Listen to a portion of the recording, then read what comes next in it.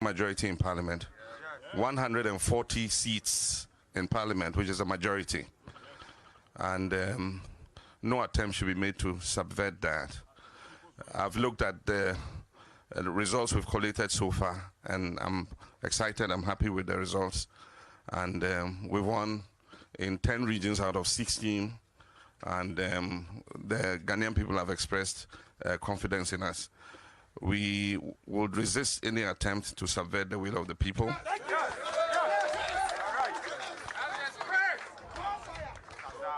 Some of what is happening is unacceptable, and Nana Akufo-Addo continues to show credentials that are very undemocratic.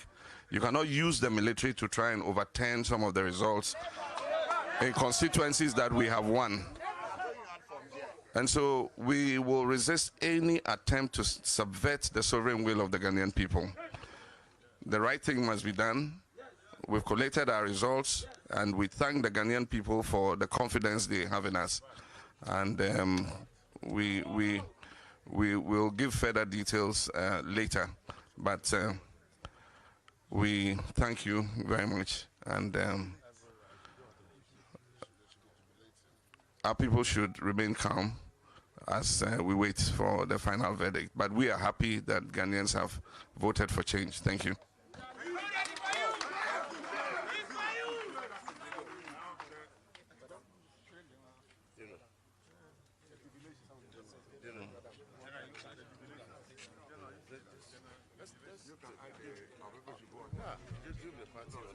Well, thank you very much. We've taken notice that the MPP has started using the media houses, to churn wrong information. And we have, and fake news. We are aware that some of these media houses are calling the elections for Nana Akufo-Addo. If there is anybody who has reason to jubilate, it is the NDC support base. And so we are urging our people that they have every reason to jubilate, because they know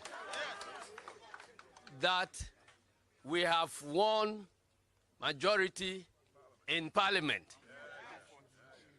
And because of that, that positions us to select the Speaker, the committee chairman, and so on.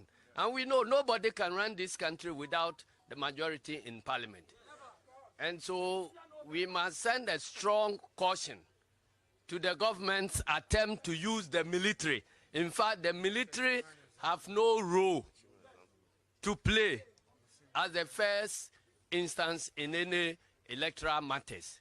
We are aware that in Techiman, the military have been deployed to a collation center. Shooting has happened, and 2 people have been confirmed dead now, and 7 others are in hospital. This is an attempt to change the results. Indeed, the Electoral Commission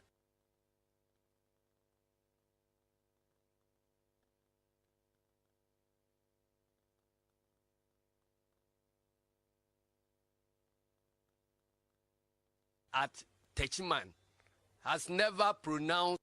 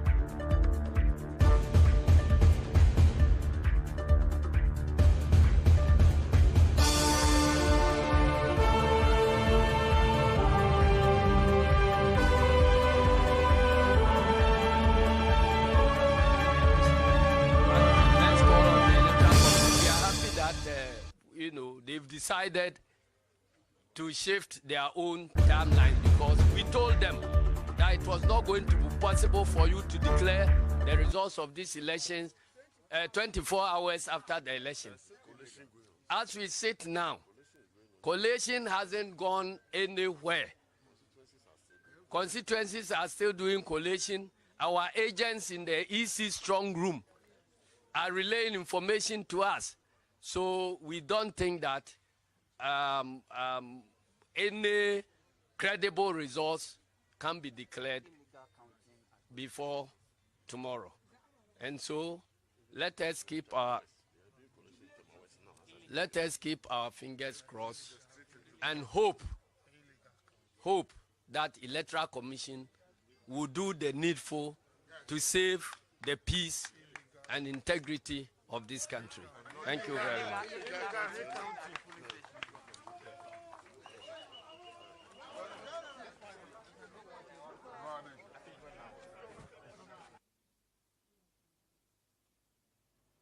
This is still Election Desk here on GhanaWeb TV. My name is Daniel Ojo.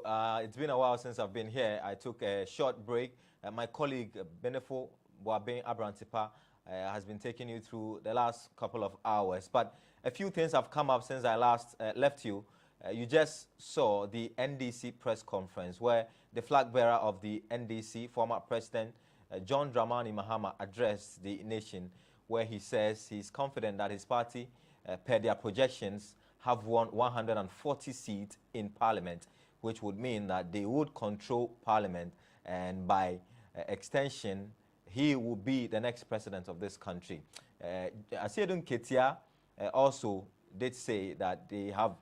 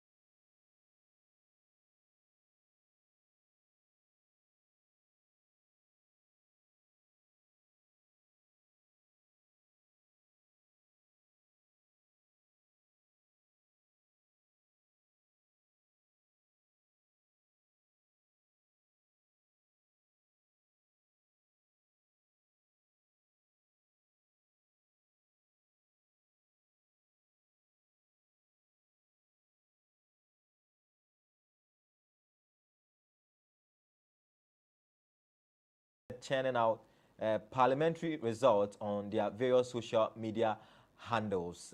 Both parties are claiming that they have won the elections. The NDC maintains that it has won 10 out of the 16 regions of the country. You heard the former president, John Dramani Mahama, reiterating that point, that they have won the Greater Accra, the Western and the Central regions, which are swing constituencies, and if you look at the historical context of the Ghanaian election, any party that wins these regions tend to win the general elections. We will try and bring you expert opinion and analysis of all these press conferences going on, and whether or not it raises the tension in the country a notch higher, and what should be done to, if you like, limit and douse the tension that appears to be growing in the country following the lack of declaration from the Electoral Commission as far as the 2020 general elections are concerned. What is true, though, is that a lot of bigwigs have lost their seats in Parliament. We do remember throughout the day when we mentioned that the likes of Yabuabian Samoa, the likes of Boniface Abubakar, the likes of Odro, who is the Deputy Defense Minister, have lost their seats in Parliament. And is there going to be a possibility where we have a hung Parliament? And for those who do not know, a hung Parliament is a situation where no party has a clear majority in Parliament. So you could have a situation where the winner of the election or the president-elect does not have a clear majority in Parliament. You would recall that in the earlier statement by John Dramani Mahama, he did maintain and did appreciate in his words, the affirmation by the Ghanaian electorate, and said that we thank you for giving us a workable majority in Parliament. That words or that phrase was not taken out of context, or he couched it in the proper sense of the word. He understands that even if he is going to be declared the winner, he would not have a majority in Parliament. And that is true for Nana Akufo-Addo. Even if his party wins, the projections appear to reflect that he may not have a clear majority. What would have is a hung Parliament. We'll try and get the legal experts to explain to us what that will mean when the president has to take a bill to Parliament and it has to be passed. There are some bills that will need a simple majority. However, there are some bills that you will need two-thirds majority in Parliament. So when you have a situation where there's a hung Parliament, what you would expect is that the president would have to lobby hard to get people outside his party to join and believe in that policy before it is passed in Parliament. That is going to be a novelty in the history of Ghanaian politics. We have never, in the history of Ghana's politics, had a hung Parliament. The closest we have come to it was in 1979. But under the Fourth Republic, when democracy returned, we have never had the situation where the president has a minority in Parliament or has just a slim majority in Parliament. In actual fact, it appears that there will be a hung Parliament. The NDC suggests that they would have a workable majority in Parliament. We have our correspondents across the various coalition centers. We also have our head of political desk at the EC coalition head office somewhere in Accra. They will bring us updates whether or not the election results will be declared this evening or it would wait until tomorrow. We'll go through some of the results that we have had throughout the day. That's if you are just joining us somewhere across the world. We know that some of our people are outside of this country. Let's try and reconnect to some of our correspondents across the various polling or coalition centers. If we have them, we'll try and get them. In Hohoe, Peter Amewu has been declared winner. The other update is that John Dumelo, who lost the Ayawaso West Wogonsi to Madam Lydia Sarah Malasan, has issued a statement calling for a recount of the ballots. How that will go, we would know in the next couple of hours. We've got Maoli Aholumega on the line. He is reporting from the EC head office here in Accra. Maoli, good evening. What can you report to us from the EC head office? Good evening, Daniel.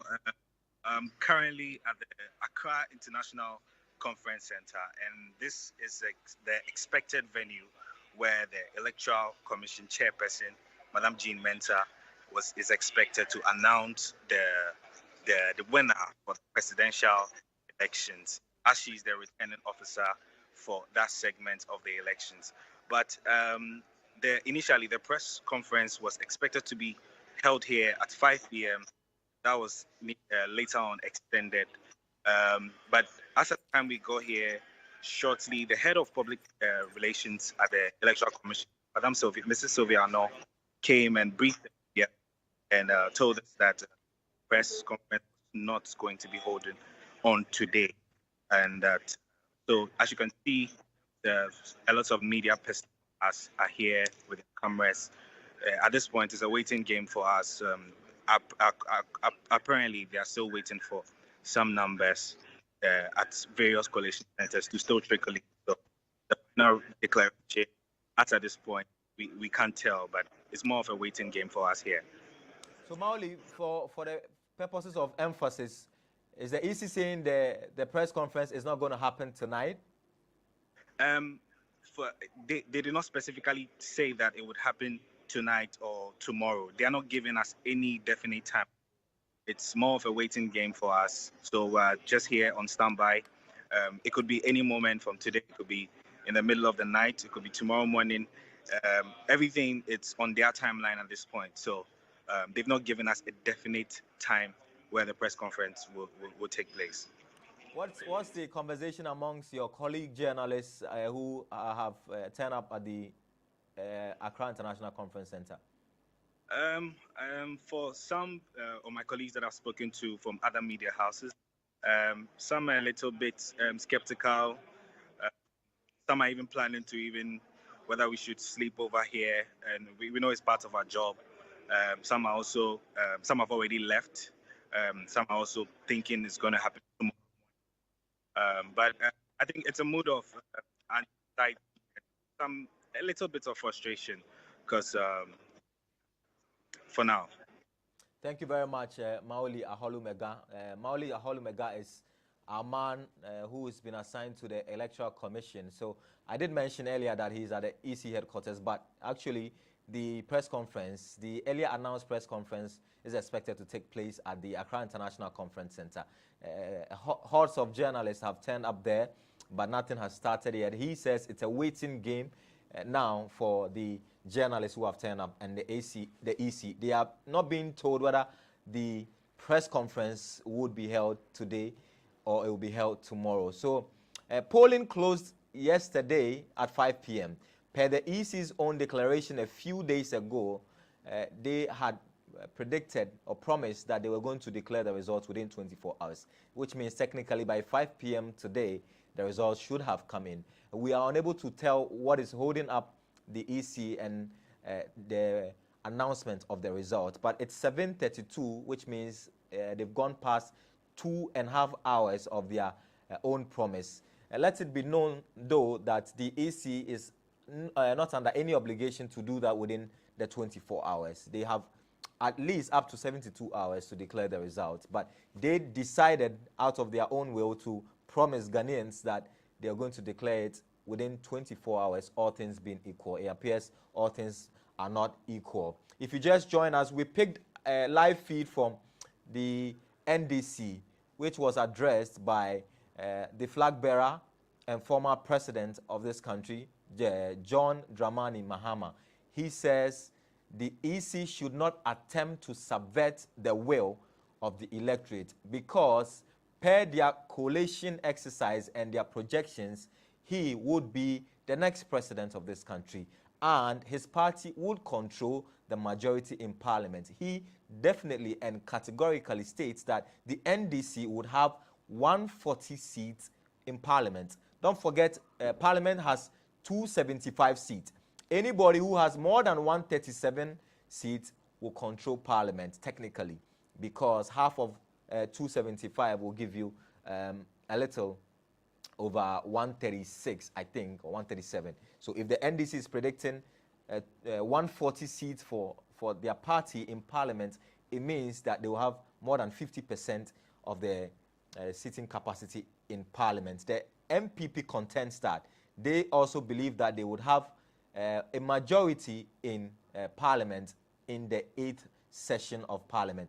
What they do admit, though, is that their 169 seats which they currently have, or before going into this election they did have, is going to reduce. However, they believe that they would have enough members in parliament to be able to appoint the speaker and elect members of the various committees, and would be the next government to be elected by the people of this country. We'll go to Tamale, I think, if my producers, Bolega Tanga, according to my producers, where there were Bolega Tanga Central, according to my producers. We'll go to Bolega Tanga Central, where we are told that there is a press conference going on there. We'll pick our correspondent. He'll bring us up to speed with what is happening there. Good evening. What's happening in Bolega Central? Okay, I'm told it's a video. Let's have a look at it, and then we'll be back with more analysis on election desk here on GhanaWeb TV. That is going to be very tensed. And actually, it started right from the registration exercise, where people had to lose their lives. People were expecting that this time around it would be the same. But at least yesterday, at the beginning of the elections, it was going on as if it was smooth. But in Upper East here, we had our fair share of a little bit of violence, except that the NDC, which is the dominant party in the region, decided to exercise patience. Then to around 2 o'clock, there was a group of macho men, number of 30, that rode their motors and went into the right into the police centers. In fact, I can be specific in the area like Kolbia in Sumbrongo area. And in fact, it was the timely intervention of the security that they left. Again, in the evening, around 6:30, a declaration of results at the America in the Township constituency. There was one gentleman from the Township who is known as an activist of MPP, led by his group, attacked our party members, and then he shot a pistol, and it fell, and he finally came up with the AK-47, was doing warning shots around there. There was one gentleman from the Township who is known as an activist of MPP, led by his group, attacked our party members, and then he shot a pistol, and it fell, and he finally came up with the AK-47, was doing warning shots around there, and they threatened the branch chairman of that area, and the constituency secretary in the name of Solomon was slapped, and it was a timely intervention of the crowd. That's why we're able to stop that. This matter, I personally led the issue and reported to the regional police command, which he in turn directed the constituency. As of now, whether they have picked the arms from such characters or not, we are not aware yet, because we are very much involved in the coalition. What is now disheartening, and that has made us to call this meeting, is that this meeting is particularly, or this engagement with you, particularly is a protest against the EC intended declaration of the presidential results at 5 p.m. on the 8th of December 2020. Our reasons are very simple, and in fact, it's in tandem with their own principles. The collation is going to be manual. It has to be done at the constituency level, and then to the regional level, and then at the regional level, the necessary cross-checking will be done by the party reps before it is sent to national for them to also do the computation and collation and declare the results. To our surprise, around 1:30, 2 o'clock, I was listening to the national news, and I realized that MPP had declared that they won the elections, and to the best of our knowledge, our rep at the strong room declared that he has seen some few of the results being sent to the place there, but the regional reps have not, the party regional reps have not signed. And that made us to become so much worried, because since yesterday at 7 p.m. on the 7th, after the close of the elections, the regional election directorate and a group of us slept at the place, at the collation center, Nat Hall. And it was around 3:30 a.m. that the electoral commissioner of the region asked us to go home, because as at that time, not even a single constituency had brought any results. And for him, it was not going to be possible for us to have any until maybe around between the time of 6 a.m. to 7 a.m. The party regional reps have not signed. And that made us to become so much worried, because since yesterday at 7 p.m. on the 7th, after the close of the elections, the regional election directorate and a group of us slept at the place, at the collation center, Nat Hall. And it was around 3:30 a.m. that the electoral commissioner of the region asked us to go home, because as at that time, not even a single constituency had brought any results. And for him, it was not going to be possible for us to have any until maybe around between the time of 6 a.m. to 7 a.m., which we went home and obliged. We returned and were there. Up to the time that I'm talking to you, we, as the regional reps of NDC, have not signed any results for it to be sent to Accra. And so when we heard of this, we tried to confront the electoral commissioners there, whether some results have been sent to Accra behind us, and then the answer is in the affirmative. That has been done. They are trying to run around talking about whether it is parliamentary or whatever. If it's parliamentary and we are all there and it's brought, we also have the parliamentary figures. They should let us see the parliamentary figures and ascertain that they are right before they can send, let alone presidential. And how sure are we that they have not sent presidential? So that's why. You see, satisfy before you can score it. It won't happen here. It won't happen. It won't happen. It won't happen.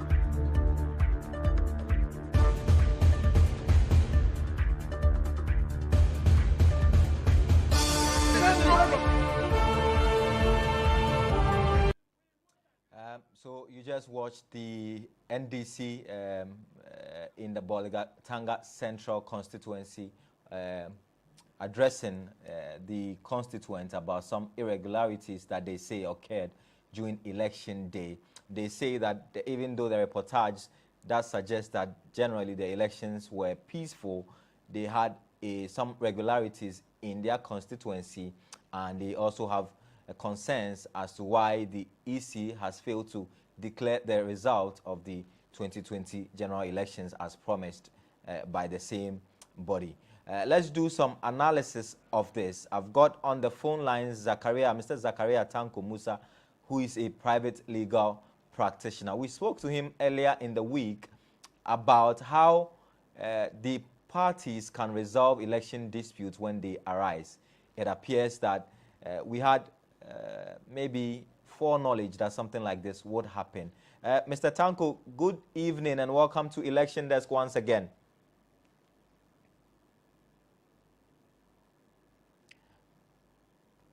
Can you hear me, Mr. Tanko? Good evening and welcome to Election Desk.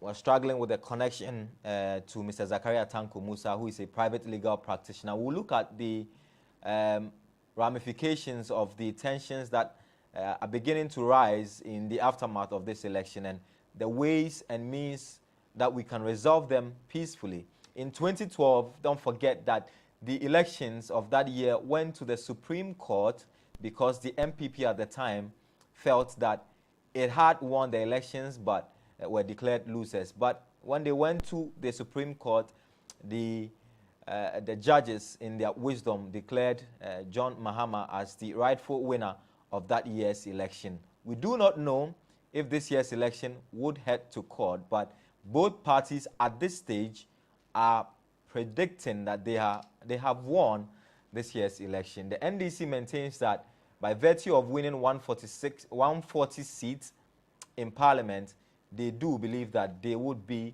the next government of this country. Mr. Zakaria Tanko Musa is back on the line. Good evening, sir, and welcome to Election Desk once again. Good evening, Daniel. How are you? I'm fine, thank you. When we had the conversation, we were just trying to get ourselves prepared about a possible election dispute. It appears some of the things we mentioned are beginning to rear their heads. Yeah, but like I told you, Daniel, I mean, in every contest, there would always be winners and there would be losers. And there would be instances where the loser might think that the way he or she lost, is not appropriate. And there could be instances where certain due processes will not be followed. There would be instances where people will not really be satisfied with the procedure. And that is why every elections, there are rules and regulations about how to go about these things. So this should be something that we should expect in any election. I mean, if we go about our elections and there are no disputes, that is fantastic. But we should never go into an election thinking that it would be purer than pure and there wouldn't be any attempt to challenge the election results. I think those are people's legitimate and constitutional for legal rights, and they can trigger it anytime they so wish. The only thing I want to add is that if you want to trigger that, you have to follow the due process. You should not take the law into your own hands. You should do whatever you want to do within the context of the law, because we are operating under a constitutional democracy, and every action or inaction of ours as individuals or institutions should be informed by rule of law. That is the only way we can demonstrate that we understand the whole concept of democracy and the whole concept of participatory democracy. What do you make of the fact that both parties, even though there are 12 parties, let's focus on the two biggest parties, the NDC and the MPP, have resorted to press conferences to try and get ahead of themselves and project that they are the rightful winners of the elections? Does that form part of the legal processes and the due process you talk about? Oh, certainly no. Certainly that cannot be part of the legal processes or due processes. These are things that in political communication, you can call it maybe a psychological sort of game. It's a mind game, you understand. You have to try and make sure you do not demoralize your base. You have to make sure you let your base know at any particular point in time that things have not gone out of hand, especially when there are early stages. Is that sometimes the way you communicate it and the way you go about it might also send out very bad signals, and it could actually increase the tension and the tempo in the system. But these are things that, if you look at our journey so far, you realize that this is something that keeps reoccurring, and we have to find a solution to that. The only way we can find a solution to this is to instill or to ensure that at any particular point in time before we go into an election, we have some sort of consensus. We build consensus, and the institutions that are mandated to, if you like, organize or oversee any aspect of the elections, there is some trust in those institutions. When there is no trust in any of those institutions, that is where people think that, well, we have to really try and preempt some of these things to prevent the institutions from doing things their own way and all those things. It is unfortunate that we continue having these things where the two main political parties will be putting out their own numbers, which are very conflicting, and you know that you can't have two conflicting numbers. It only has to be one. The facts would have to be one. But we have this situation, and everybody is confused, and then you expect the Electoral Commission to also then come in and resolve the problem. But the Electoral Commission can also would be in a dilemma, because do you come in and put out information when you don't have that information? And when you keep quiet as well, you increase the tension as well. So that is why, you remember, Daniel, when I spoke to you, was it on Saturday, I said that I considered the declaration of the EC that they would declare the results in 24 hours. I considered it to be very needless, if you remember. Yes. I thought it was really unnecessary. They shouldn't put themselves in that situation at all. I thought that, listen, if that is what you want to do, put in place every mechanism, every effort that you want to put in place to declare the results in 24 hours. That would come as a big surprise to Ghanaians. But you have declared it. You've got everything right. The facts are right. Nobody's going to dispute it. And then we go on, and you would be applauded. But when you declare that you're going to do it in 24 hours and you haven't done that, and this is what then it triggers. It triggers all these suspicions, what is going on, who is trying to manipulate the EC, who is trying to do this thing. Some of them might be legitimate. Some of them might just be some fanciful sort of allegations. But unfortunately, the EC put themselves in that situation when they shouldn't have put themselves in that situation. But be that as it may, we have found ourselves in that situation. I commend them for also being flexible and realizing that, listen, we set ourselves a timetable. It is not realistic. It is not practical.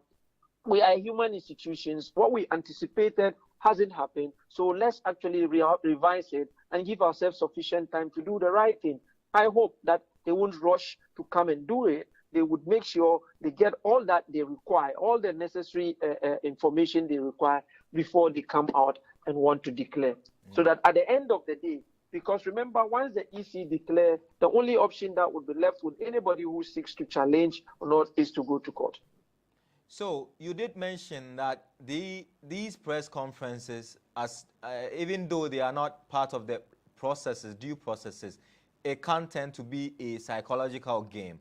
But when you have pronouncements that excite one group of people, how do you return to concede when all the facts are put before you?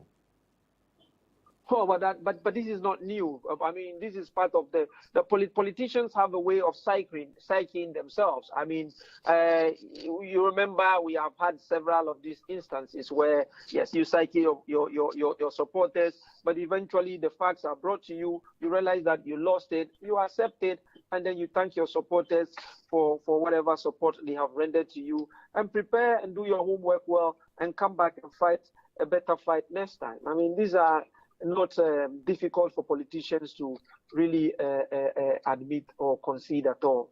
But I'm saying that if we can, we should be avoiding it. And I think we should. I don't see why we can't avoid those things if we really can work towards the consensus more in terms of almost all the institutions that are involved in the administration of our election processes. If we can work towards having a consensus with the two major political parties, this mistrust, this suspicion, looking over our shoulders, who is trying to do what, and all those things, it would not work out well. It doesn't work out well for us, and we have been able to get away with it for some time now. If we are not careful, one day, we may not be able to get away with it, and we'll find ourselves in a very unfortunate and avoidable situation.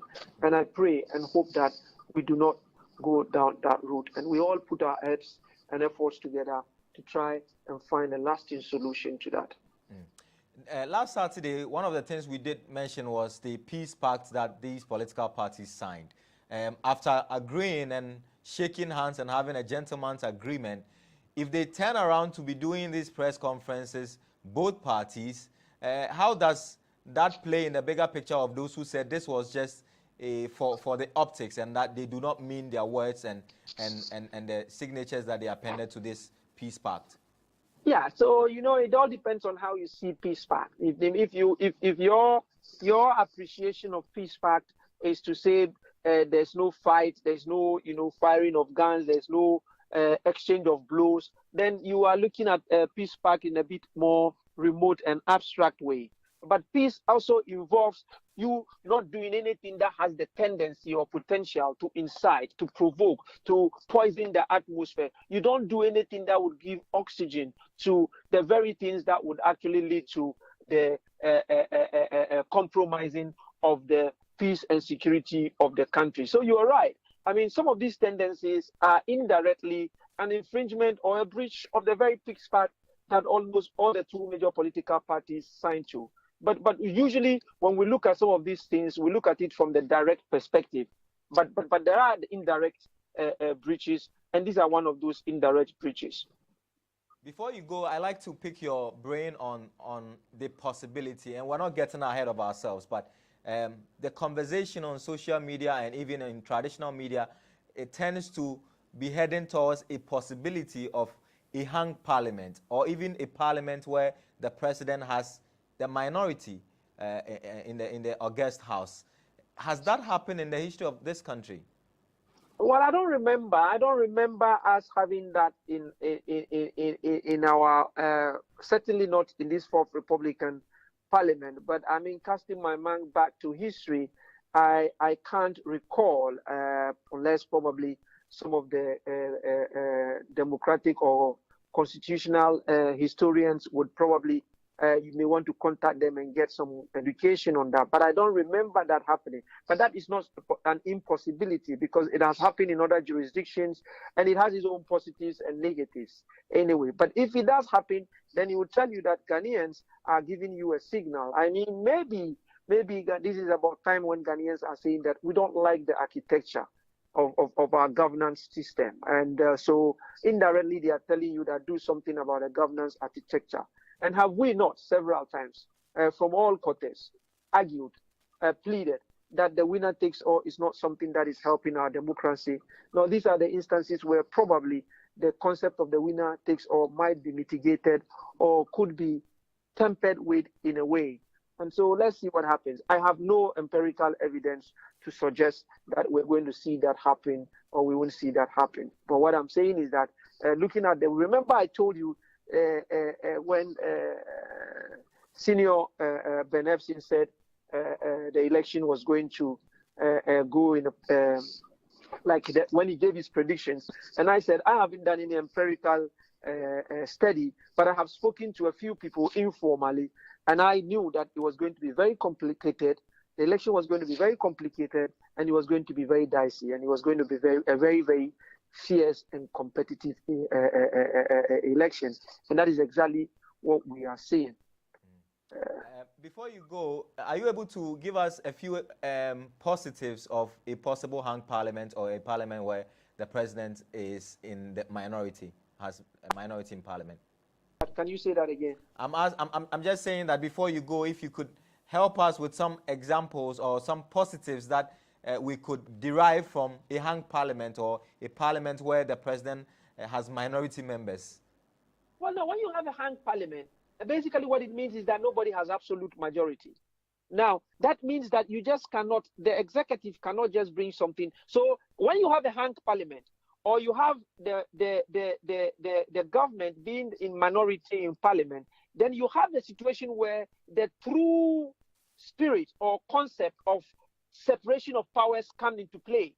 Because then the legislature would be doing their work in terms of what? Scrutinizing whatever the executive brings into parliament. Then you won't have a situation where, you remember, even within our fourth republic, anything the government sends to parliament gets passed by the majority. Both the NDC and MPP, when they are in power, have done that. But when you have a hung parliament, or you have the government being in minority in parliament, you have a situation where before you even bring the thing to parliament, you won't even take it for granted. You would make sure it is something that would ultimately inherit to the country generally. You would make sure that it is something that you have ticked the boxes. You make sure it is something that you have crossed the I's and you have crossed the T's and dotted the I's. You would make sure, because they would hold you accountable. And then when you are bringing people to be appointees for any position, you would bring people who have the competence. You bring people there who are not being brought there necessarily because they are either party financiers or they are party loyalists, but people who, in addition to their being party loyalists or being party financiers, have the capacity and the competence to do the work that they want to do. You want them to do for you, because when they come there, the parliamentarians who are in majority will scrutinize them, and if they are not satisfied with what they see, they would reject them, and you have to go back and think about either bringing a new candidate. It's a very exciting situation, but it is also scary, because sometimes the unknown, when you are venturing into the unknown, you're always thinking, what if? But if you don't try, you never get to learn lessons from it, and you never get to see the positives and the negatives that would come out of it. So they are very interesting times for us. We are probably going to see a new phase in our democratic dispensation. And all I say is that this is not something that would come without its own challenges. It would come with a lot of challenges, and it would actually challenge all our institutions for them to demonstrate professionalism and live up to expectation. Much, Mr. Tanko. It's always exciting speaking to you. Thank you for sharing your expertise with us here on Election Desk on GhanaWeb TV. I'm sure after the declaration we can get back and have a more detailed conversation. we can have a chat after the declaration. And well done for you guys. You're doing a fantastic job. Keep it up. Thank you, and speak to you very soon. That was Zachariah Tanko Musa, a private legal practitioner who was taking us through the possible ways that the political parties could resolve their differences and disputes without resorting to the press conferences that they have been doing over the last several hours, which is raising the tension in the country a notch higher. So the EC has not declared the result, which they promised that they would do within 24 hours. Now the NDC and the MPP have both been holding press conferences, both declaring that they have won the elections that were conducted yesterday. We would wait for the Electoral Commission to declare the result because they are the only institution cloaked with the powers to declare the winner of the presidential race. A lot of projections being done across social media and some of the major media houses in the country. The trend suggests that the NDC is winning a lot of seats, but others are also predicting that even though the NDC is winning a lot of seats, in the areas that they have won, Nana Addo Dankwa has done better than the MPs, which means Nana Addo Dankwa could win but have a minority in parliament or a hung parliament, just a slim majority. However, the NDC believe that they are winning for 140 seats and John Mahama is returning as the next president of this country. Again, the new update is that John Dumelo, who lost the Ayawaso West Wogon seat to Madam Lydia Sarah Malasan, has called for a recounting of that constituency, the ballot of that constituency. We would update you how that will progress, whether that is even feasible, because the results are already certified. Would he have to proceed to court to have a recount or not? Don't forget, in the US elections, Donald Trump had called for some of the votes to be recounted because he did not believe that it was a true reflection of the mandate of the people. We'll also bring you some of the heavyweights that have fallen so far in the presidential race. We'll bring you the ministers in government who have lost their seats, and it's quite interesting. There are a number of them who have lost their seats. So Derek Odro, I did mention, is a deputy minister for defense. He lost in Nkranza North, and that's an interesting one there. Derek Odro, the deputy minister for defense, has lost his seat in Nkranza North. Then you've got Joseph Pemka, the Deputy Attorney General in Timpani, I beg your pardon. Timpani has lost his seat in the just ended elections. George Anda, the Deputy Minister for Communication, has lost his seat in Ewutu Senya West to Gabriela Tete Agbotua, who is the sister of Hannah Tete, the former member of parliament for that same constituency and former foreign affairs minister. Boniface Abubakar Siddiq is a minister of state in the office of the vice president. He was member of parliament for Medina, and he's lost that seat to Francis Xavier Sosu of the NDC. Barbara Eyisi, the Deputy Minister for Works and Housing, has lost her seat in Cape Coast North. So that's one of the heavyweights or ministers in government who have lost their seat in the just ended elections. Paul Essien is the Deputy Minister for Chieftaincy. He was the MP in Jomoro, but has lost that seat. Elizabeth Afolekwe, Minister for Fisheries and Aquaculture, she has lost the Crower seat, which has fallen to the NDC. Bernard Okoboy, that's a big one, in Lejakuku. He was Deputy Minister for Health, and many praised him during the COVID pandemic and said that he did well, but it appears his constituents do not believe that he did enough at Lejakuku, for which reason they have swapped to the NDC. So that seat has fallen to the NDC. Titus Glover is Deputy Minister of Transport in Tema East, and he has lost that seat to the NDC. Barbara Otin Jesse, the Deputy Minister for Lands and Natural Resources, has lost her seat in Pristia, Huni Valley. That seat has fallen to the NDC. Professor Jan Bafo, the Minister of Planning, has lost his seat in Wenchi. This is the seat that one of our colleague journalists or former journalist, Kojo Frimpong, contested during the MPP primaries, but lost to Professor Jambafo. Professor Jambafo is one of the longest MPs in that area. Unfortunately, he has lost that seat. He was a Minister of Planning. Michael Yao Jato, Deputy Uti Regional Minister in Krachi East, has lost his seat to the NDC. Frank Adongo, the Deputy Upper East Regional Minister, has lost his seat in Zebila to the NDC. Tangobaya Abayaga, who was Upper East Regional Minister, has lost her seat in Navrongo Central. Kofi Jamesi, Minister for Chieftaincy, has lost his seat in Ketu South. I think that seat has gone to Jifa Gomashi, if my memory serves me right. Anthony Kabu, the Deputy Minister for Roads and Highway, has lost his seat in Laura, in the northern region.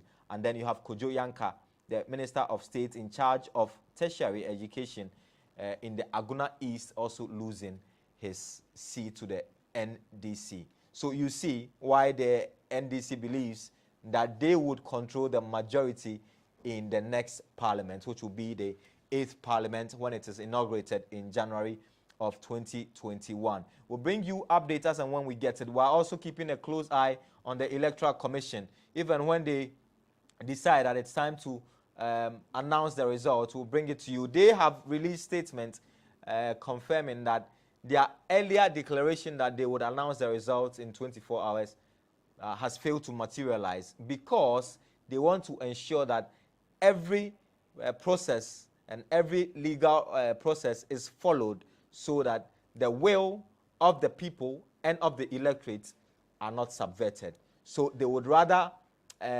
wait, get it right before pronouncing or proceeding to announce the winner of the result of the 2020 general election. This is your election desk on GhanaWeb TV. In a few minutes, we'll try and engage you, because this is a show we would like to do with you.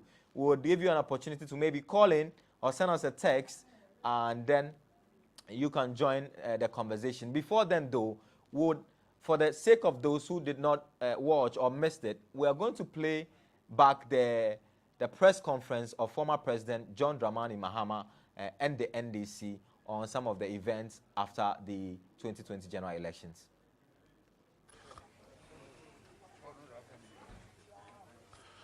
Yeah, thank you very much.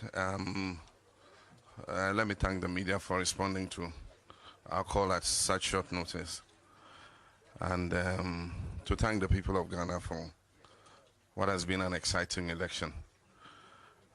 I want to state categorically and firmly that I've not congratulated any person.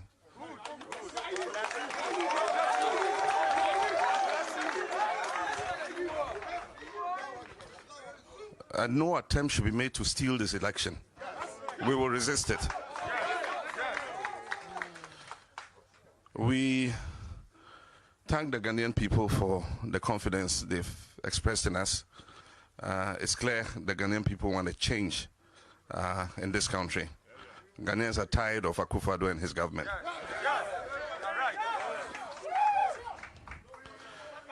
We thank the electorate for giving us a working majority in Parliament. 140 seats in Parliament, which is a majority. And no attempt should be made to subvert that. I've looked at the results we've collated so far, and I'm excited, I'm happy with the results. And we've won in 10 regions out of 16, and the Ghanaian people have expressed confidence in us. We would resist any attempt to subvert the will of the people.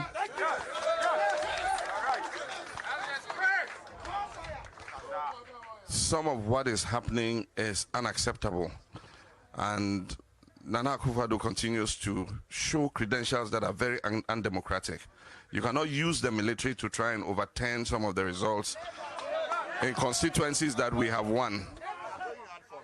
And so we will resist any attempt to subvert the sovereign will of the Ghanaian people. The right thing must be done. We've collated our results, and we thank the Ghanaian people for the confidence they have in us. And we will give further details later. But we thank you very much. And our people should remain calm as we wait for the final verdict. But we are happy that Ghanaians have voted for change. Thank you.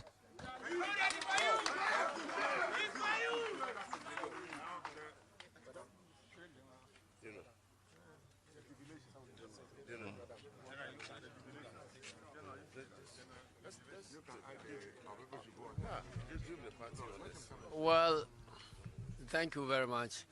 We've taken notice that the MPP has started using the media houses, to churn wrong information. And we have, and fake news. We are aware that some of these media houses are calling the elections for Nana Akufo-Addo. If there's anybody who has reason to jubilate, it is the NDC support base.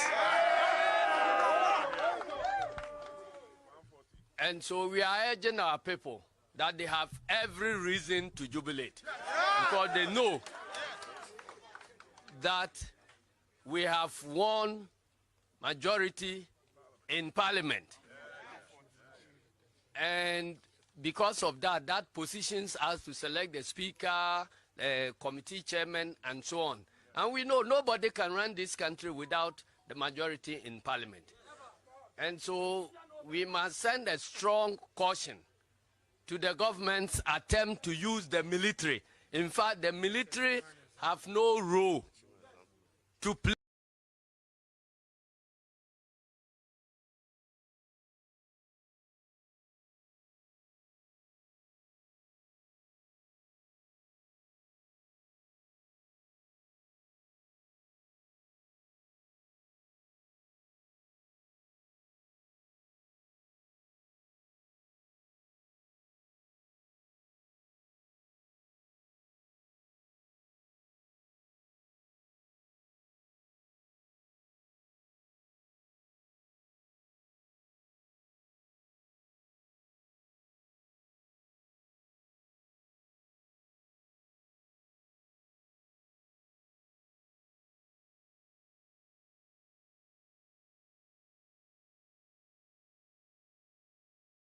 ...24 hours after the election. As we sit now, collation hasn't gone anywhere. Constituencies are still doing collation. Our agents in the EC strong room are relaying information to us. So we don't think that any credible results can be declared before tomorrow. And so let us keep our fingers crossed and hope that Electoral Commission will do the needful to save the peace and integrity of this country. Thank you very much.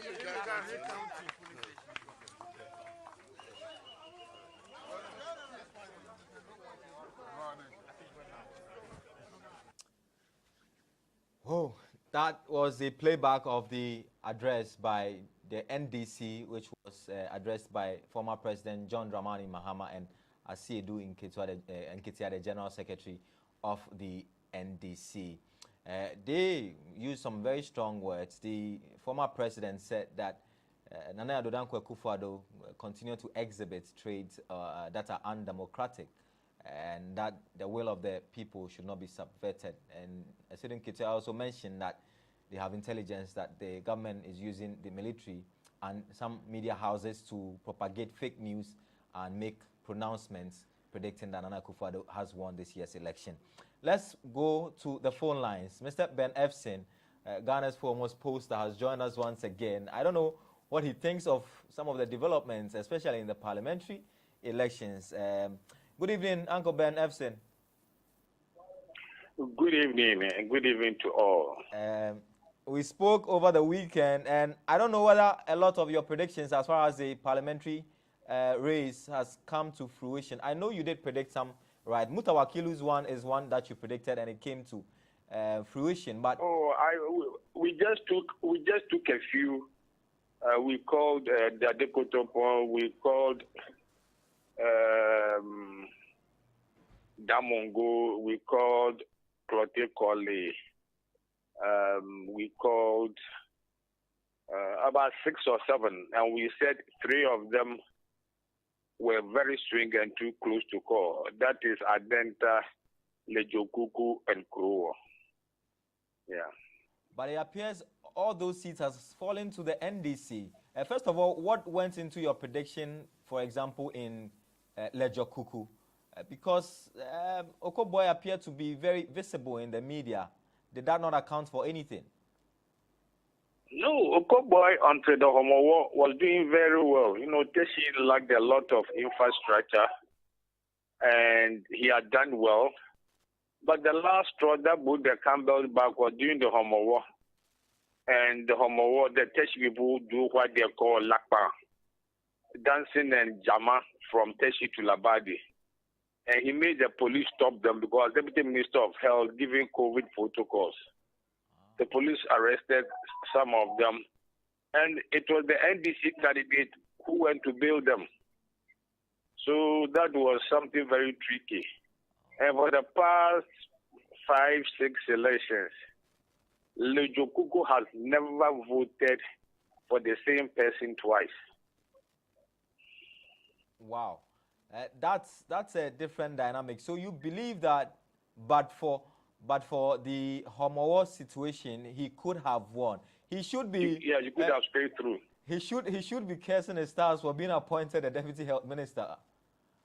Well, yes, at that time it could have been really sacrilegious as a deputy health minister, enforcing COVID protocols and then leading your people from Teshi to Labadi. But generally, though, what do you make of the results that have come in? Some are very shocking results. Which one has, if you like, surprised you the most? Oh, I think that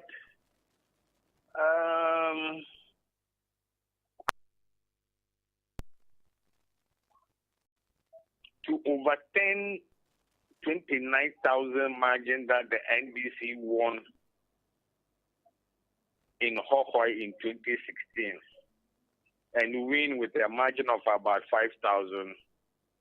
It must have done a lot of work, Yeah, he did a lot. He brought people in, they registered, brought them to vote. I saw videos of about 11 or 12 STC buses. When they were indigenous and they can register. So I've never seen any party overturn in their opponent stronghold a gap of 29,000 and win. I've never seen it before. But do you think that the MPP would have a majority in parliament? The MDC is projecting that they would have a workable majority in parliament with 140 members.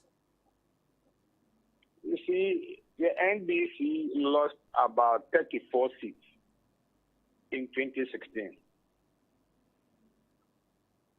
This year, they won about. So if you take the 34 from 38, you are left with 4. And NPP had won about 10 of NDC seats. Where did they go? You add it to the tally, and that gives NDC, that gives MPP a bit of majority in parliament. Interesting. Do you still maintain, first of all, are you surprised that even in constituencies where the NPP lost, Nana Akufo-Addo seemed to have performed better? That's the certified results that have come in. Yes, Akufo-Addo's free status was the master stroke. Quite a number of them who even may be NDC, people still have not, they don't trust John. John has not been able to extricate himself from the burden, that it is like free status. So people who are even NDC, maybe for the sake of their children, who vote for their parliamentary candidate and then vote for Nana, just to secure free education for their kids. Do you still stand by your earlier projection that Nana Akufo-Addo will win by some 52%? Yes, I do. 2% margin of error. That's a tricky one. With a 2% margin of error, it means he would get 50%, a little over 50%. Yes, so a little over 50 or up to 54. Okay. Thank you very much. What do you make finally of the press conferences? Do you think it's going to raise the tension in the country? No, I don't think so. I hope that tonight the EC will release the results so that by tomorrow morning, if the NDC disagrees, they can head to the Supreme Court.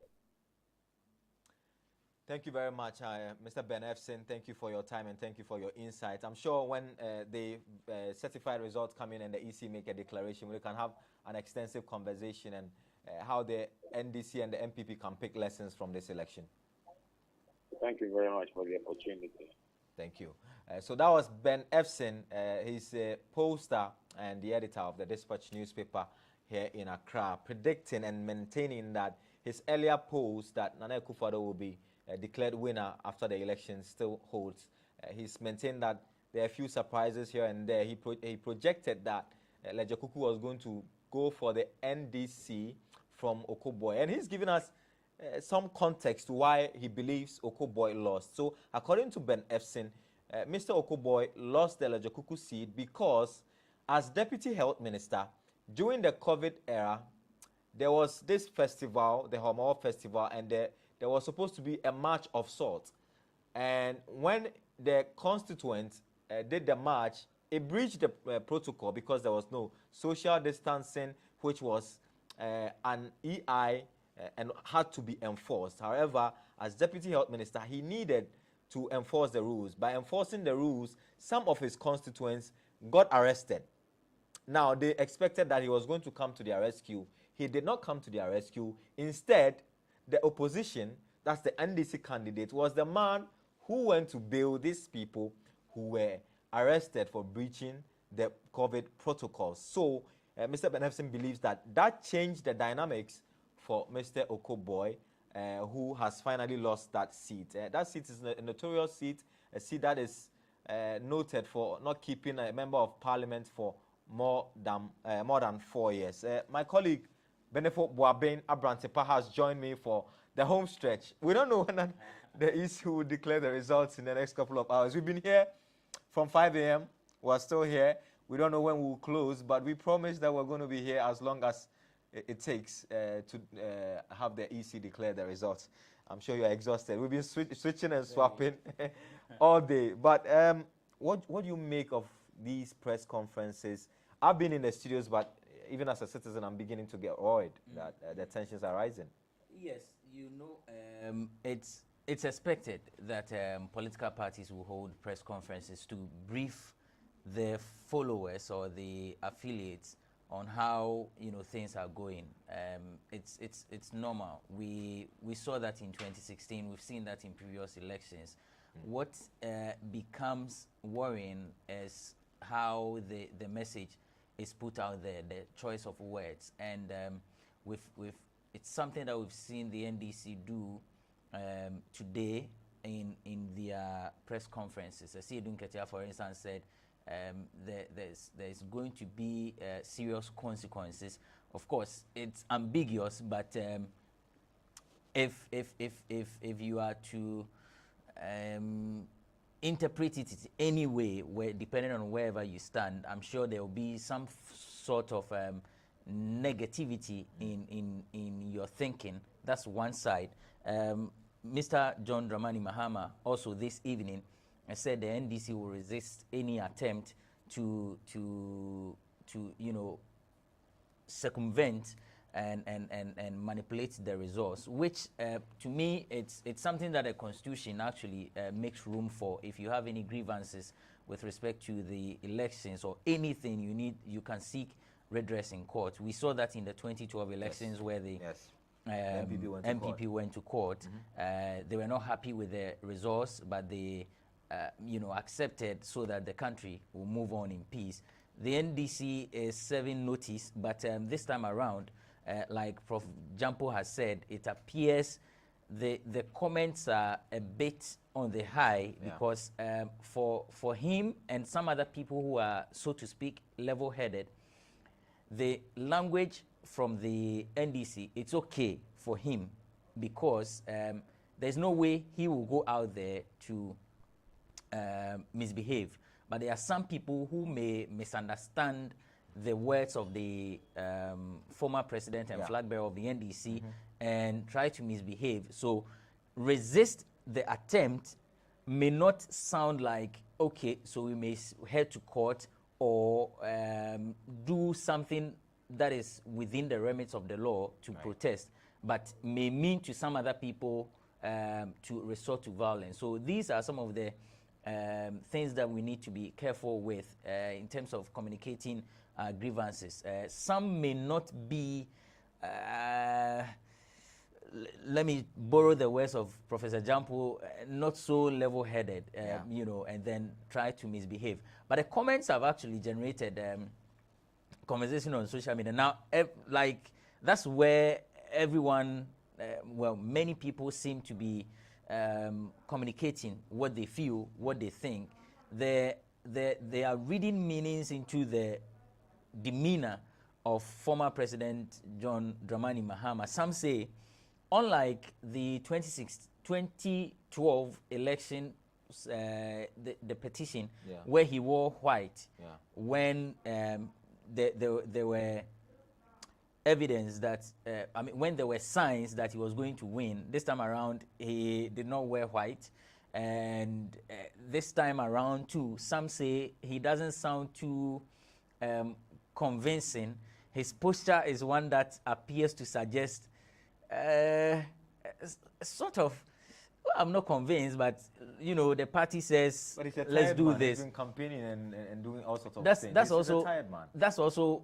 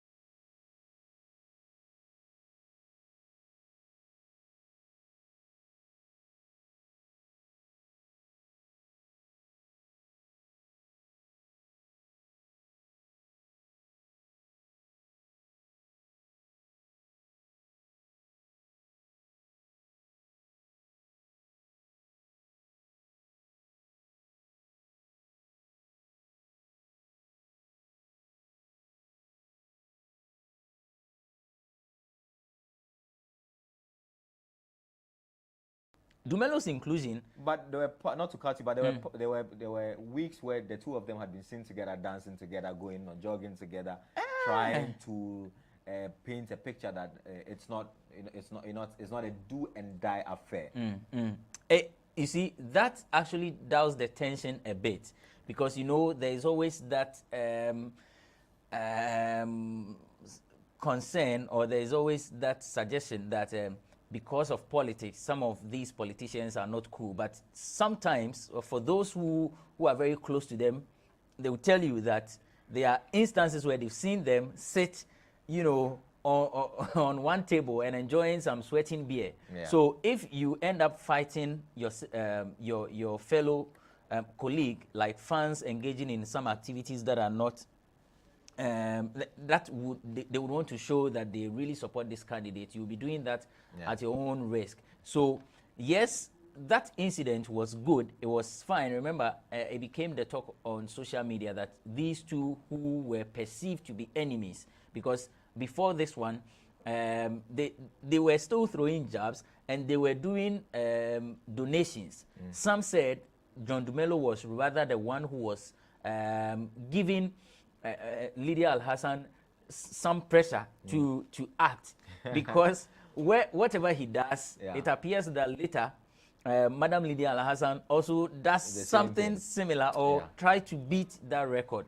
So it was okay for the picture for them to come out with that picture, just to let the people know this is politics. I mean, there's peace, no fight whatsoever. We'll come back to the John Dumelo issue, but let's go on to the phone lines. Our head of political desk, Lord Harris Eduasare, has joined us from the Greater Accra Collation Center, somewhere in Sapeman. We hear that the Greater Accra Collation is almost done. We'll know whether it's 10 blue or it's 10 green in a matter of minutes. Lord, good evening and welcome to Election Desk. What's happening? It's been a long day. I know you're tired. What's happening in the EC Greater Accra Collation Center? Good evening, Daniel. I believe you're in the final phase, I should say. As I speak to you now, we have about 30 constituencies presenting their results, the presidential results, to the Greater Accra Regional Collation Center. The remaining constituencies that are yet to submit their results are Chobu, Dome Kwabenya, Dome Abra, and English Amafum. There's still a little bit of activity here as the Electoral Commission officers are still collating the results. I've seen two officials from the European Mission election observers. They're also keen.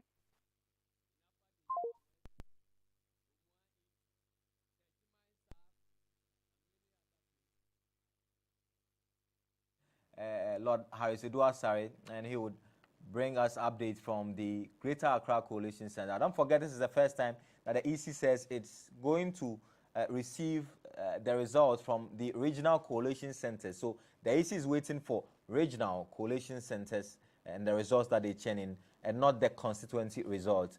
We can't tell if that's one of the reasons why they have failed to announce and declare the results within the 24 hours that they promised that they will. Lord Harris Eduasare is back on the line. Lord, your line went off at some point, but you were saying that it's left with only 4 or so constituencies for Greater Accra to be done. Yes. Apologies for the drop and call. Yeah, I stated earlier that the remaining constituencies that are yet to submit their collated results are Chobu, Dome Kwabenya, Dome Abra, and English Amanfum. We do not have their results yet here at the Greater Accra Regional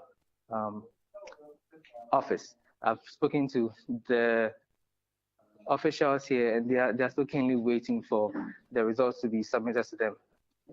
They explained that there have been one hitch or the other, but they are keenly waiting. I've seen EU observers, election observers, 2 officials who are also keenly monitoring the situation on the grounds. So currently there's still a bit of activity here at the center.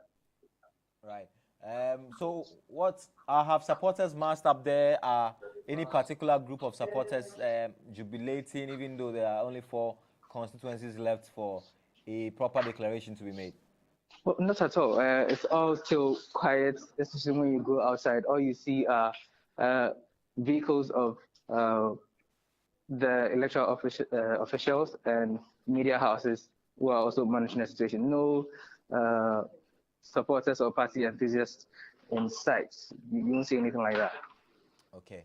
Harris, thank you for your time. Stay safe. I know it's been a long day, but that's what the head of political desk would do. I know it's a long day. Hopefully by tomorrow, this should be over and done with, which is why we are praying that there's no runoff. That's being selfish as a journalist. But take care. We'll get back to you if there's any new updates from your end. Right. That was Lord Harris Eduasari, our head of political desk here at GhanaWeb. We're covering every angle. We're leaving no stone unturned in our first attempt to cover a major election. This is the first time any news website, and we pride ourselves as the #1 news website and news portal in this country, which is why we have taken another bold step to cover this election. In the coming weeks, you will see that we'll churn out a lot more exciting content in the aftermath of this election. I've also told you that the Electoral Commission is now releasing infographics of the results of the various constituencies across the country. And on their official handles, you would see the latest of those results. In New Jabin North, the MPP candidate, J. Kwesi Boateng, has been declared the winner of that constituency by the Electoral Commission. This is certified by the Electoral Commission. He polled 21,151 to be declared the winner. That's on your screen there. When you go to the Esojaman district, Thomas Ampemnyako has won that seat. He defeated the MPP parliamentary candidate Paul Ansa Asare in that constituency. The margin was not that big. Thomas Ampemnyako had 24,439. We are told that Paul Ansa Asare of the MPP polled somewhere a little over 23,000. So the margin was a little over 1,000 in the Sojaman district. This was a constituency the MPP was hoping that they could snatch from the NDC. It was a seat that Osei Ameyao, who is now the NLA boss, won for the MPP a couple of years ago, but they've since lost it to the NDC. If you go to Ekropong, Oheneba Dokua Esiama Eje has been declared the winner. She contested on the ticket of the MPP, and she polled 26,646 of the vote cast. When you move on, you go to Equiapim South, where Osei Bunsu Amwa has been declared the winner for the MPP. That's 21,247. This is a region where the NPP does pretty well because these are mainly Eastern regional results, and the Eastern region is one of the strongholds of the MPP if you add Ashanti region, and then usually you would have sometimes Greater Accra, sometimes Central, and sometimes Western falling for the MPP. Those are swing regions. Let's move on to Akim Oda, where Alexander Akwesi Akwa has been declared the winner. He stood on the ticket of the MPP, polled 25,383 to be declared the winner of that constituency. Moving on, we go to the Achiase constituency. Achiase is noted for the military range and training school there, Achiase training, military training. That constituency, Kofi Ahenkra Mafo won on the ticket of the MPP. This is still the Eastern region. 14,796 is by how much, or the margin with which he won, or the valid vote cast that he gained to win that constituency. Moving on is Ibuakwa North. Ibuakwa North, Gifty Chum Ampofo of the MPP has won that seat with 17,653. These are certified results from the Electoral Commission of Ghana. Moving on to another constituency. This is Ibrahim in the Eastern region. Osei John Frimpong has been declared the winner, MPP. So the trend suggests that the MPP has won the few that we have shown, with the exception of the Sojaman district where the NDC has won. Let's move on to Akwetia. Interesting, and the story of Akwetia is quite interesting. I must say, the hairdresser who many victimize and say she couldn't express herself well. She's just a hairdresser. She's an illiterate. She lost her primaries. She won that seat for the MPP 4 years ago, went to Parliament, did some good job in her constituency, even though many say she was very quiet in Parliament. But she was a popular choice. When she lost the primaries, the constituents didn't take it lightly. They thought it was an attempt to denigrate her and to belittle her because of her lack of higher education. And so they decided that they were going to vote for the opposition. The interesting thing again is that Nana Addo Dankwa won in this constituency, but his MP lost in this constituency. And that scenario plays out in a lot of other constituencies where he won. So Akwetia falls to Henry Yadom Boache of the NDC in the Eastern region. In Etiwa West, no, Etiwa East, I beg your pardon, Abna Osei Asare of the MPP has won that seat with 21,175 votes. In Prayeso, Davis Opoku Ansa of the MPP has won that seat by 25,064. 25,064 to be declared the winner in Prayeso constituency, which is also in the Eastern region. Lower Manya Krobo, a very good seat for the NDC. One of the seats that the NDC has won in the Eastern region. Ebenezer Oklite Telabi has won for the NDC, polling 26,991 to clinch that seat. In Suhum, Kojo Asante won on the ticket of the MPP with 34,049 in that constituency. When we go to Akim Swedro, Osei Kennedy Nyakon of the MPP has been declared the winner with a total vote of 11,180. 11,180. So he wins there. Abetifi Brian Echampong, who is the Minister of State in charge of national security at the office of the President, has won that seat again. He won this seat when there was a by-election only a few years ago. I think last year or 2 years ago, there was a by-election and he stood unopposed. So this is the first time actually he's been contested, and he won that seat for the MPP once again. Brian Echampong winning a Betifi seat for the MPP. So those are some of the results that have come in, certified results, especially from the Eastern region. We'll update you as and when we get more of those results. It's so election desk here on GhanaWeb TV. Thank you for tuning in from all over the world to our YouTube channel and on our website, where we've got breaking news as and when they happen on our website. Arantipa, I must say, Akwetia, quite interesting. What do you make of the turn of events? How she decided to, first of all, go as an independent candidate. She was spoken to. She decided not to contest, and the MPP has lost that seat. Well, I think it tells a statement that, sometimes there is this reaction from these parliamentary candidates when they feel that, delegates, when they feel that a certain aspirant is being forced on them, for which reason we had the Formina issue. Yes. So for me, it's good that it's happened that way, because it ensures that it tells that we are growing in terms of our democracy, and it ensures that we don't sort of impose any aspirant on the delegates. So when an aspirant feels that, or when an incumbent MP, or when anybody feels that they are in a good position to win the elections, the parliamentary elections, but for some reason the party is not giving them the chance to, they can go independent or and try if they will be able to win. So for me, it's a good thing. Let's see how we are able to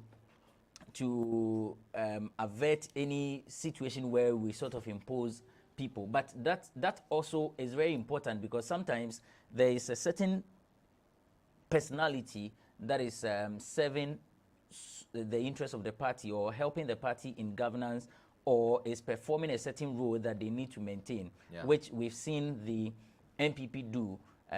You know, it's happened with Osei-Wusu.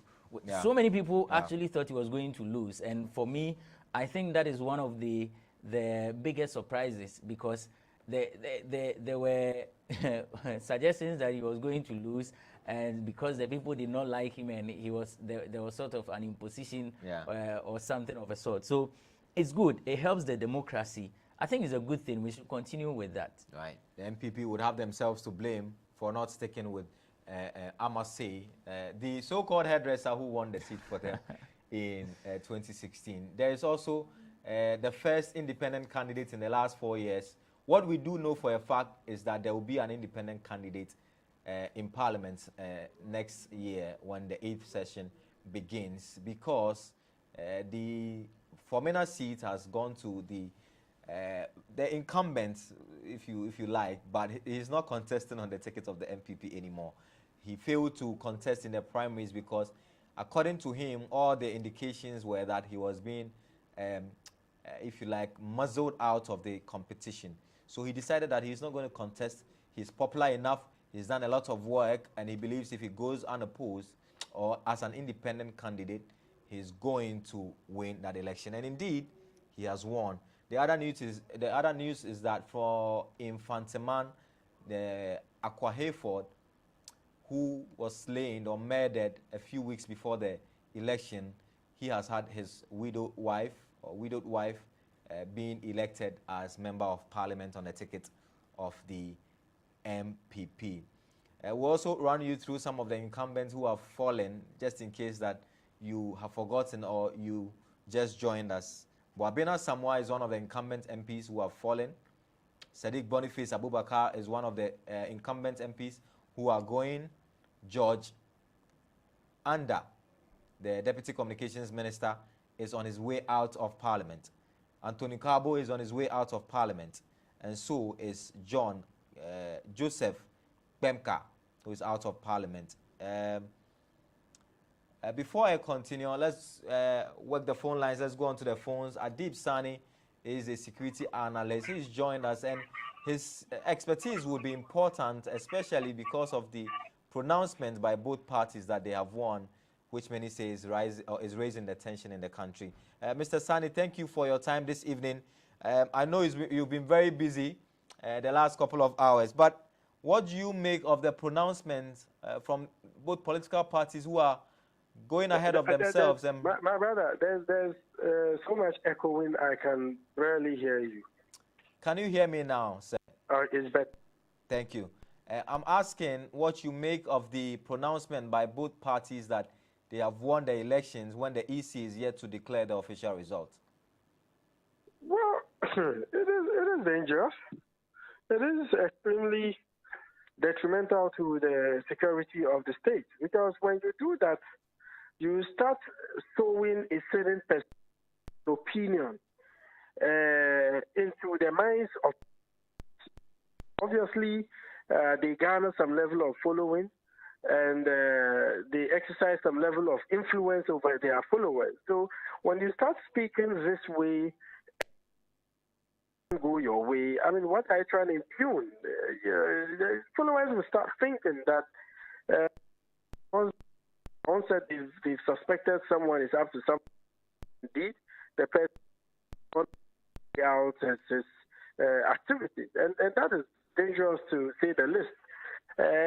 Especially the reason I was excited about the postponement of the announcement of the results, which was initially scheduled.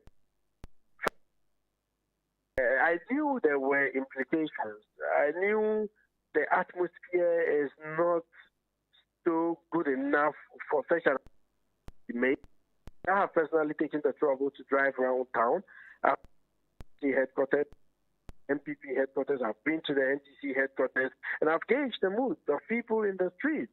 And I even drove around, the Zongo areas. I've seen NDC supporters celebrate. I've seen MPP supporters celebrate. And I knew the time wasn't right, for the results to be mentioned. And I'm hoping that late into the night, perhaps when people are about to go to bed or are already in bed, the results will be mentioned, and by morning they might have slept over their troubles or frustration. So for me, I mean, what is happening is quite.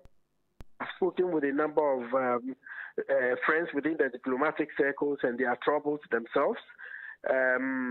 The BBC described Ghana's elections as very boring elections because it's usually without any major incidents. But like so, trying to throw the games to the dogs, and I must say that is quite shameful because under the law, it is the EC that is mandated to declare results and not, and they know this law full well. So I don't know to what end they are doing this, whether they are playing with the minds of the people or they want to win favors. I just don't get it. This has become more or less like a tradition. The last couple of years, all the political parties tend to do this. How do we curb this going into the future? Well, people would have to be held to account. Enforcement of the law is extremely key. For years on end, a lot of politicians do the wrong thing. They are not held to account, and many more are motivated. And because what they are doing is in clear contravention of the law. And the law, what happens? You are penalized, whether it is a fine, whether it is incarceration. I mean, we have codes that address, some. Unfortunately, it looks like the law is made for the average Joe person like you and I, rather than, the elite in society, which is wrong. Okay? And should also rise up to the occasion. I expected by now the EU, USAID, or, Amnesty, whatever it is, should have issued statements calling for calm, especially targeted major political parties. In this scenario, we could have some Western to place or slap sanctions, maybe travel and persons who are deliberately trying to derail the peace and security the country has enjoyed since the inception of the Fourth Republic. Well, it's early days yet. Pray that they don't continue with this attitude, and I'm hoping that in 24 hours' time, we should be completely that soon. As a security expert, the security must move in to calm tensions in the country. But how do they do that when one political party feels that the police and the security apparatus is politicized? Well, that has always been the opinion of. And it cuts across the political divide. And Dr. Agozo said this some time ago and got him into trouble.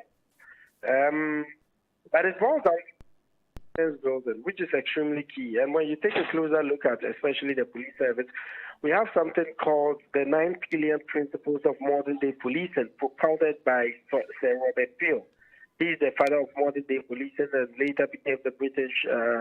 He founded some police in the UK and later, all of those principles are hinged on a common or theme, and that is confidence building. That is making the people understand that law enforcement officers are part and parcel of them, letting them understand that they have mandated law enforcement to enforce the law on their behalf. Unfortunately, we don't see any conscious attempt on the part of especially law enforcement to bridge the gap between themselves and the general population, who largely still don't trust or in their ability to provide. It is extremely key. We can believe or trust in the security services. At least we can get most of the people most of the time to trust in them.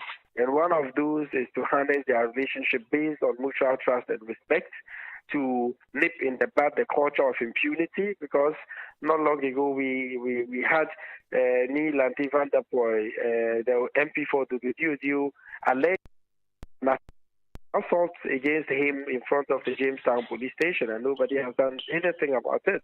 Well, in this country, when Howard Kumsen fired shots at the polling station at the Uti Senya is, and anything about it. So, that impetus to always allege bias on services, and that is also not very helpful for our peace and security. All right, Mr. Sani, thank you very much. We'll try and get back to you. Our line is breaking a bit, but we'll try and reconnect with you in a few minutes for some more updates on this security threat and situation in our country following the press conferences from both the NDC and the MPP proclaiming that they both won this year's election.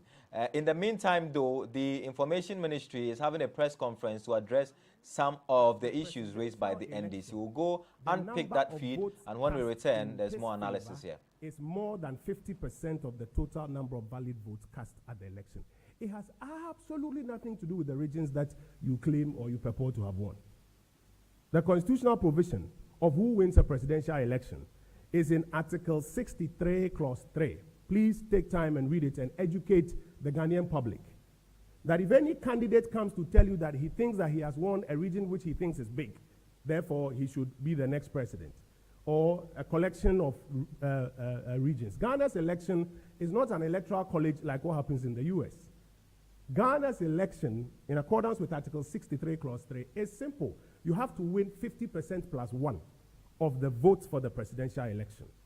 And so please, this misinformation or disinformation that is being introduced into the Ghanaian election as it goes on is important that we call it out so that the general public does not fall for it and begin to correlate that, oh, therefore, if this person wins X number of regions, then he should be declared president. No, there's an exercise for doing that, and that exercise, we understand, is being done by the Electoral Commission. In conclusion, the Electoral Commission has proven, I think over the last 8 elections, he has the capacity to do that which is doing. We want to urge the general Ghanaian population and all other stakeholders to remain calm, to remain vigilant, yes, and to follow the EC's processes and the updates that the EC will give us, and not be moved by comments now by a presidential candidate to do otherwise.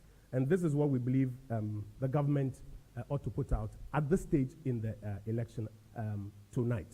I'll do a quick summary in Chi, and then I will take your questions. If we're in church, I will say, and you are normally adofo. And you may, Yadam was the same when you brenna, Moshia and Wahasi. Namum, your friend Waha, and Sembe, Munumi and Sabi. Mifia say, no, Mitremu say, the entire Menamijana Kasani said, many Minister of Information. But Abatwe, Mizunami, a candidate. Kasa make and yet parties and assembly maker. Ghana buying and a air Kasa, and a simi so say me, and I mean Kasa Magana buying. The entire you bring Ghana buying any or my needing common say, presidential candidates Nebako, Yura Mahama, Ababon Tinga Central Phone Shim Baye, Don Ribako, Nifa, and Abe Don Ribakuni. No, he can't seem be and seminal a buying Susun and your MPP party, a buying, and the entire midstream say there's a difference between me as candidate and me as Minister of Information for the Republic. Ghana buying Susun say, or say, you can't want Simbi, or say, or no party and your majority or parliament, or say, the supporters, Enfiasi and your money, and no Kasakwa, they all kinds of Muntin Singu Krum, and your money, they say, Omadin Kunim. Or say, EC no, Katasumu Mwaso, assassin election results, no. Na soldier for Crampo Kahubi. Now, in Ghana, Bako Semo, Sansim will say, Sabi and Totuna say, and Semo Utipe, and was say, you two and one more. Now, say, na Ghana buying Essie was Sansim way home. The Edikai say, presidential candidate be announced, Yura Mahama, as any party winning parliamentary majority. Pacho a Mogo Sabri. The entire Mogo is Ghana. Parliamentary elections, your returning officers were 275 collation centers. More central phone na more nkofo 275 collation centers. Obi obedin kunim bi ha mo na mbo ho dawru anabeboa. Enti se sa brei so obi a winning parliamentary majority 140 a. Senka ba na omo mo kan ama ye nyina ayate.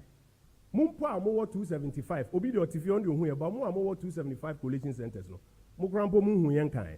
Ti se candidate bi ba be kasa sinihu mogo. Etosu mienu kasa ko na ode ma na chitafo se omo ntinsi krom. Enye dede nyi omani no.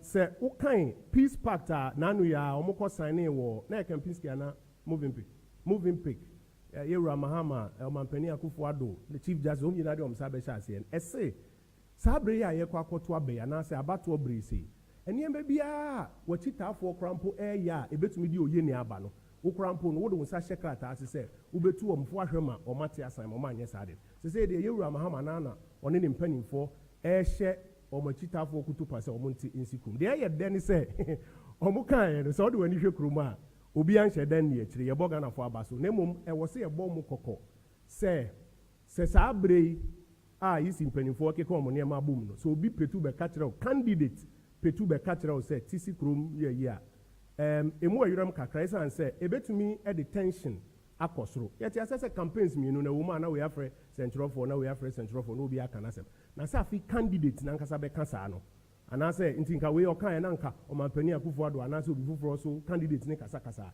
e detention e be kosoro ebi o de ya wo ho krampo ni se sa wo ya wo supporters say na be ba no wadi nkugu a o makoma bete eno ya de a ye bokoko etwe obi adwen e ba be gina so so obeka ya Ghana ya to ababaye mpren wotwe since I ba 1992 democratic dispensation yimo isi wa kire se onim nadwuma ye parties to mini nya semba wa kire se onim nadwuma ye but say adwuma yi e koso sabre yedu ni mpempensuo yi na candidate ankasa e tutu bi mani isi no suggest okay can something say isi person dane figures no na soldier for crack ho ne ade no e ade e wo se ye tudin ye tumre kire se no bia hu se enya sempa e wo se obi a edi akire ebio se okasete agane media se mo se entro na moody figures na mo bobo na entro na moody Ghana bato ye di ye chirache media imu na mo ba bia mutumi hwehwem na mutumi ebeka so ya kan wo polling station we di nkunim we di nkugo na mo akeka bom afie we kra de matoto computers ni software ye hwe twi ni brofo a mugina ho na mo point trotro wo so kyerese mo adwuma na kɔ nanim afa mo na Yewura Mahama kyerese de amoka na nye nokore ye pese obi ate ase se saa suban we ete se US Mampani Yewura Trump obedi nkugo no afi o se central for no omno time oman no omno ye fake media ne nkeka ho ne ade ti obi ama na ni na ho na saa nsɛm na Yewura Mahama ne campaign ka fa central for ho no central for mabom ho modern saa election we say bone e wo se bom abaso na nye se etwemo abo so ansana maminka bibimfa sa allegations about the media about the military Yewura Mahama wa Ghana Mampani da a former commander-in-chief of the Ghana Armed Forces, the immediate past commander-in-chief of the Ghana Armed Forces. Ono na sabre otwe Ghana bambo for annual form. Ona sabre okeka nsem so omo na omo gina collation centers ebo ama ewiem enye no kreba kokrada. Ye nyina enim nhihye ne mra eda election. Ukofa ballot boxer. Police for na soldier for wo ho kwan say omode their protocol friend the minimum amount of force and I say the requisite amount of force estopo. Nti so obi akofa ballot box na oma bonituo ana obi mu attack collation center na say police for ni soldier for a prevent them from getting there. Kwan say obekọ akogina say candidate na nkasa na press conference etwe military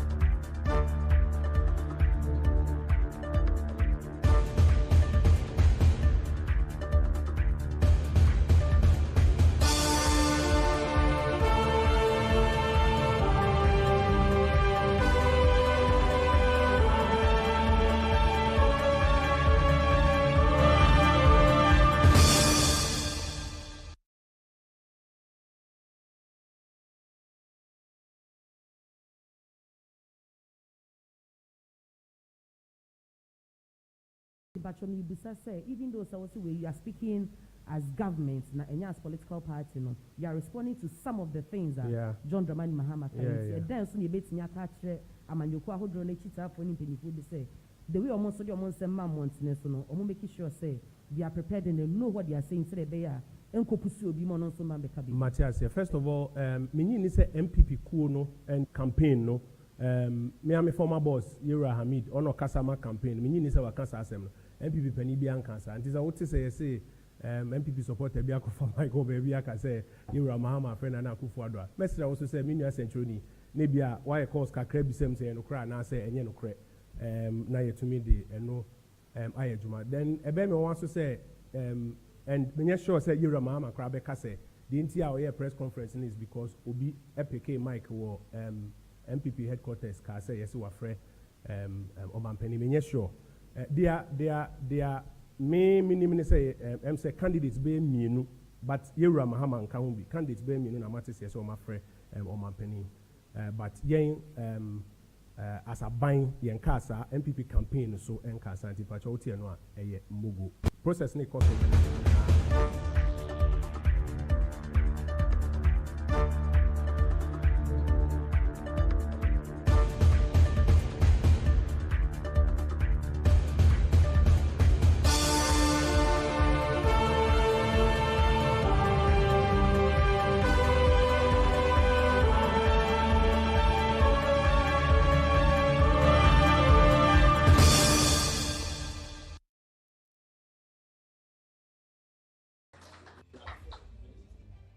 In 2016 Central Region, we had 4 seats. Now we have won a super massive quantum size of the number of seats, which is 23. And we won 13 out of 23. So you may want to take down the notes. Ekumfi, we won. Upper Denchira West, we won. Asen North, we won.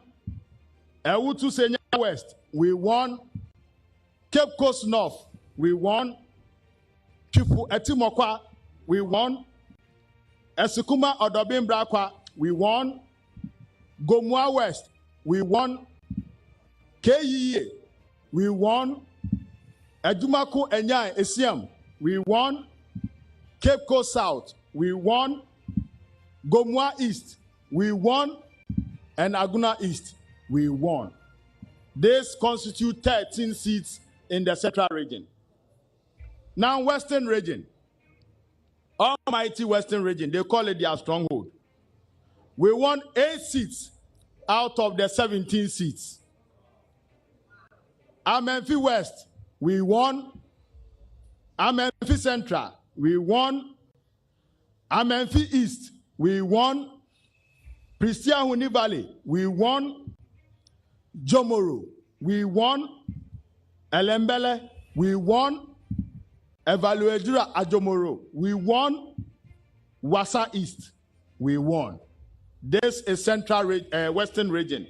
We had 8 solid seats in the Western Region. Now, Western North Region, the Seshi area. There are 9 constituencies in the Western North Region. We won 7 out of the 9. That is overwhelming victory of the Western North Region. Sashi also, we won. We have since heard that they are trying to surreptitiously get the military men to get the EC to recount a resource that has already been declared. And we are ready for them, waiting for them that they should go. And there. Juaboso, we won. Bodi, we won. Swamai, we won. Awin, we won. Bia West, we won. And Bia East, we won. This constitutes 7 constituencies out of the 9. Now, almighty Ashanti region, they said we were going to lose the 3 seats that we had. But this election has shown that the resolve of the people cannot be taken away from them. We won 4 major seats in the Ashanti region. Ejura Sechirodumase, we won. Sechiafram Plains, we won. Asawase, we won. And New Edubiase, we won. So out of the 47 seats in the Ashanti region, we won 4. Bear in mind that there was an independent candidate from Fomina who also won. So you can do the mathematics and see what the becomes of the opponent's votes in the Ashanti region. Savannah region. There are 6 constituencies in the Savannah region. Sorry, 7 constituencies in the Savannah region. We won 4, and that is majority seats when you consider Savannah region alone. We won Sola Tuna Kaba. We won Bole Bamboy. Salaga South. We won. Yape Kusogu. We won. That comes up to 4 seats in the Savannah region. I'm sure you are doing the mathematics. Now, the northern region. The northern region has 18 seats. We did champion in the northern region. We won 9 seats out of the 18. Pandai, we won. Wulensi, we won. Saboba, we won. Savelugu, we won. Bear in mind that these first 4 constituencies that I've mentioned was originally held by the MPP. So these are flipped constituencies. Tamale Central, we won. Kumbungu, we won. Sagnerugu, we won. Tamale North, we won. And Tamale South, we won. That is the seats that we are holding in the northern region. Now, in the Upper East region. The Upper East region has 15 constituencies. We won supermassively, garnering 14 seats out of the 15.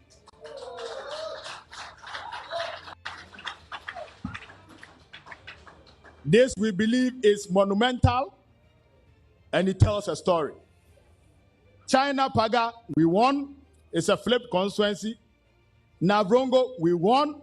It's a flipped constituency. Busa South, we won. Busa North, we won. Bongo, we won. Bolga Central, we won. Bolga East, we won. Nabdam, we won. Garu, beyond all the challenges, we won supermassively. Timpani, we won.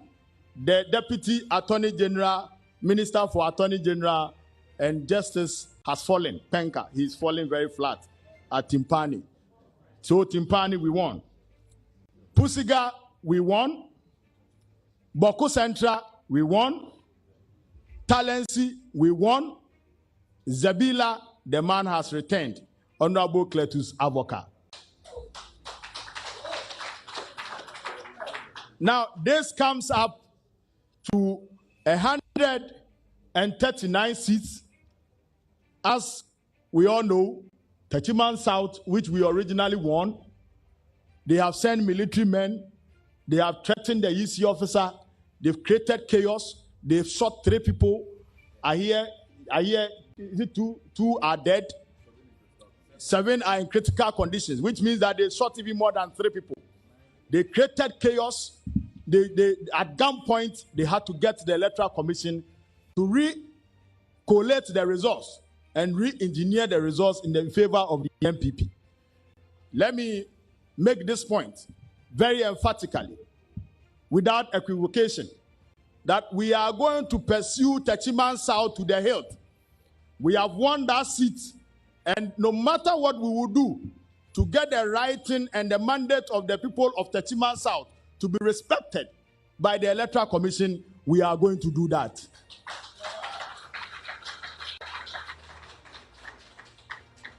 They have since done same in Takwa constituency.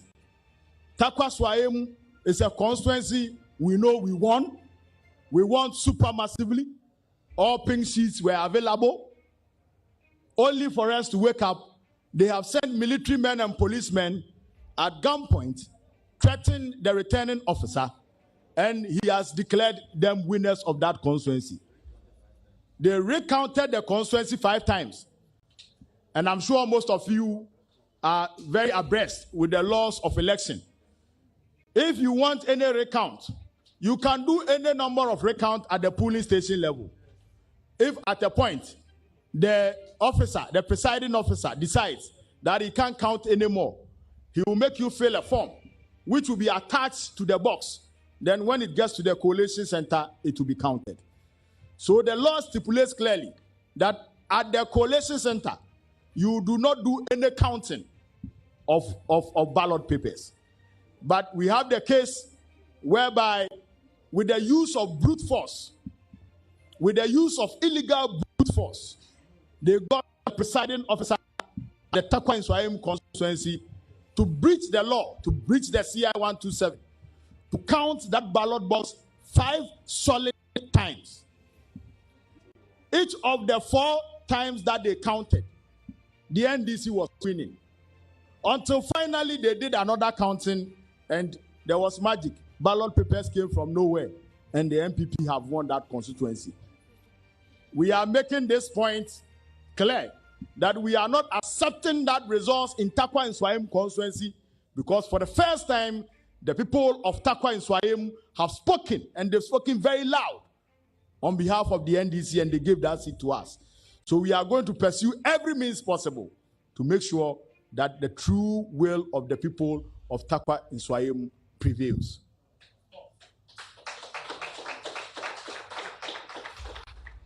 Having said that, it is clear that the NDC has won majority seats in Parliament.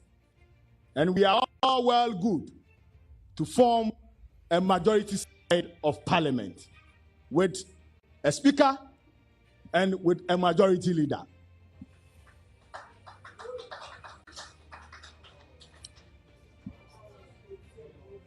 Ladies and gentlemen,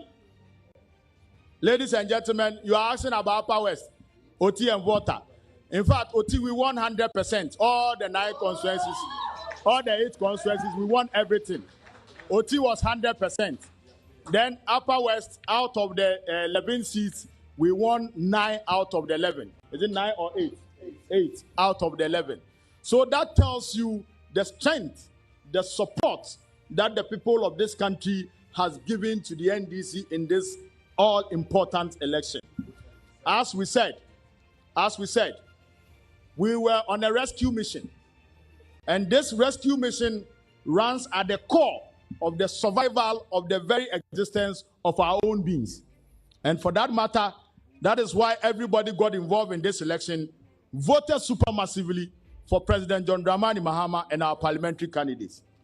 Let me use this opportunity to thank all Ghanaians, our supporters, our polling agents, our collation agents, the international observers, the local observers, the media, for the support that you gave us in delivering this most successful campaign and most successful and sweet victory in the 2020 elections. We are very gratified by the support. We are gratified by the vigilance that our people continue to exhibit on the field. But let me make the point very clear. It is not over until it is over. It is not over until we compel Jean Mensah and the Electoral Commission to let the true will of the people prevail. So whilst at it, it is important that as they've started mobilizing state security and off-state security to threaten returning officers, to threaten EC officials, to get them to change results, we must show them that the power of the people has always reigned supreme. And for that matter, no amount of guns, no amount of weapons, no amount of intimidation, no amount of order from above will prevail beyond the power of the people.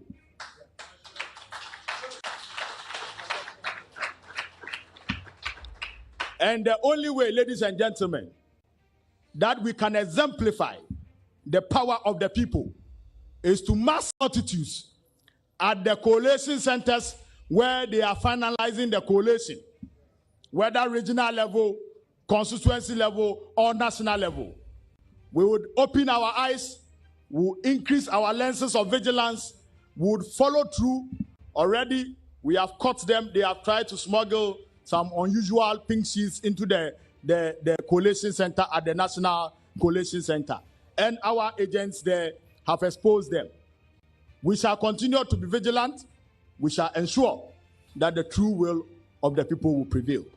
We shall resist in no uncertain terms and without equivocation any attempt by the President Akufo-Addo government to suppress the will of the people, to subvert the will of the people, to steal the mandates of the people with criminal collusion with the EC.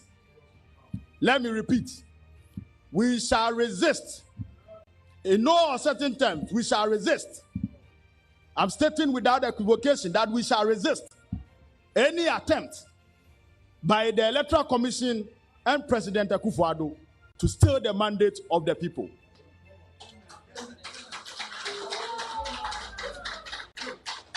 Whilst at it, let me use the opportunity to call on the outgoing President Akufo-Addo, to, as a matter of importance and urgency, concede defeat that he has lost the 2020 general elections.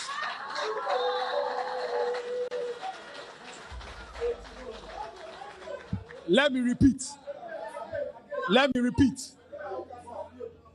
Let me use this opportunity to, as a matter of urgency and importance, call on the Akufo-Addo to concede defeat in the interest of our sovereignty, in the interest of the sanctity of our democracy, in the interest of the very people that he claimed he wants to fight for. He must concede defeat, and it's very important. Let me also use the opportunity to call on all international observers. Let's call on all religious leaders. Let's call on all traditional leaders. Let's call on all development partners and our friends in the other political parties to impress on President Akufo-Addo to do the needful.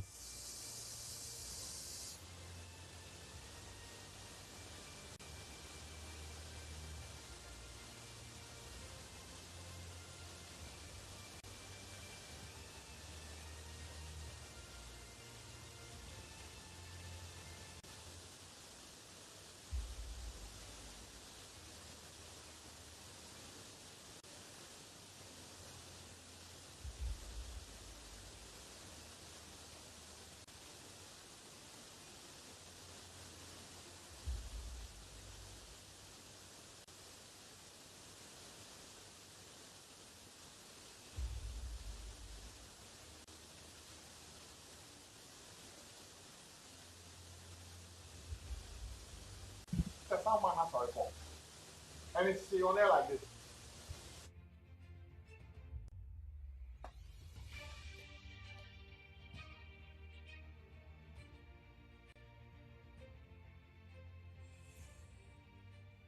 All right, so in the last half an hour, yes, what we have seen are two press conferences. Back to back. One by Information Minister Kujoko Nkrumah, and he says he's speaking on behalf of the government of the Republic of Ghana.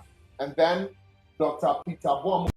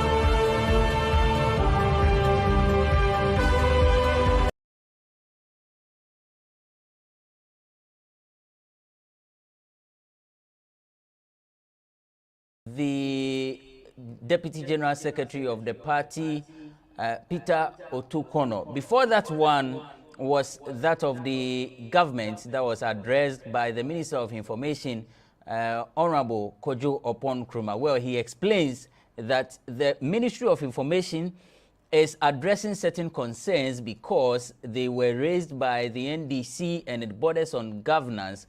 The NDC had accused the president of using the military to intimidate people as a means of trying to manipulate the results from the 2020 polls. And so the Minister of Information said it was imperative government came out to respond to the issues. So there's been a number of press conferences. The MPP has so far held 2 press conferences. The NDC has done 4, and the government has done 1. I'm sure that we should be bracing ourselves for more because we are not sure when exactly the Electoral Commission will announce the results. Initially, it said it was going to announce the results at 5 p.m., but it later came out with a press release that a new time will be announced. We are not sure when it's going to be, and so we'll still be here and then keep you company. For now, we will be ending our transmission, but as and when it's necessary for us to come your way and update you, we'll do so.